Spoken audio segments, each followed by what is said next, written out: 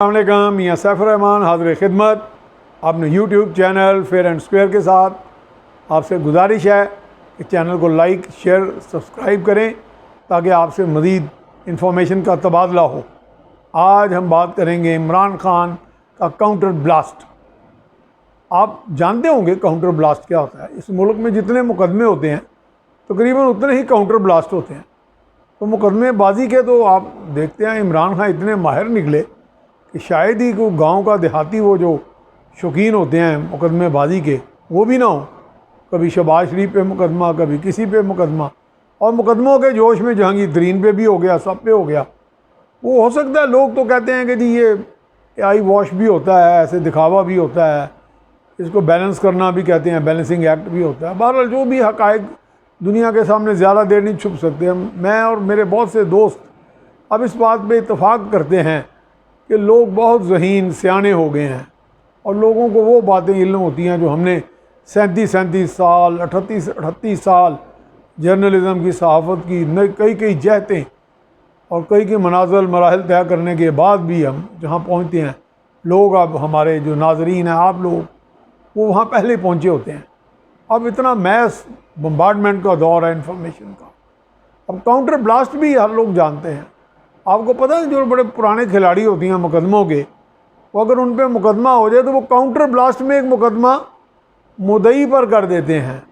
وہ کہتے ہیں کہ یار جان چھڑاؤ، اس نے تو مجھ پہ الزام لگا دیا ہے، تو اس سے کیسے جان چھڑایا؟ ہم ایک مقدمہ اس کے اوپر بنا دیں، دوسرے کے اوپر، تاکہ وہ اپنی مصیبت میں پڑ جائے، پولیس بھی مخمصے میں پڑ جائے، تفتیشی ادارے، انسداد بدعنوانی کے ادارے سارے مخمصے میں پڑ جائیں اور ہم اپنا اس میں لچ ڈال لیں۔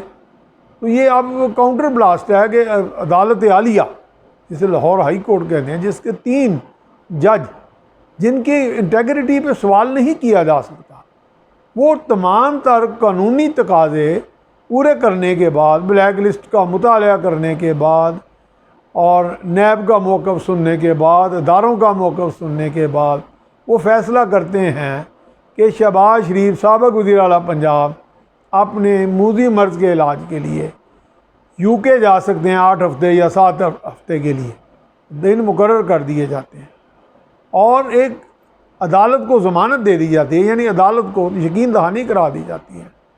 اب یہاں پہ یہ بحث کرنا کہ جی نواز شریف گیا وہ نہیں آیا، اور یہ اول تو ممکن ہی نہیں، کیونکہ نون لیگ کو انہوں نے مروانا ہے یا تباہ کرنا ہے، تو شہباز واپس نہیں آئیں گے۔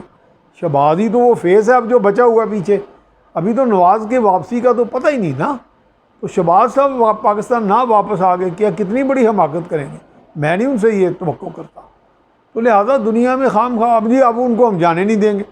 ہم ہر طرح کے حربے اب ECL پہ آ گئے۔ جو ECL پہ ایگزٹ کنٹرول لسٹ پہ جو نام شہباز شریف کا ڈالا گیا ہے، وہ توہین عدالت بنتا ہے یا نہیں بنتا؟ وہ کاؤنٹر بلاسٹ رو بنتا ہے۔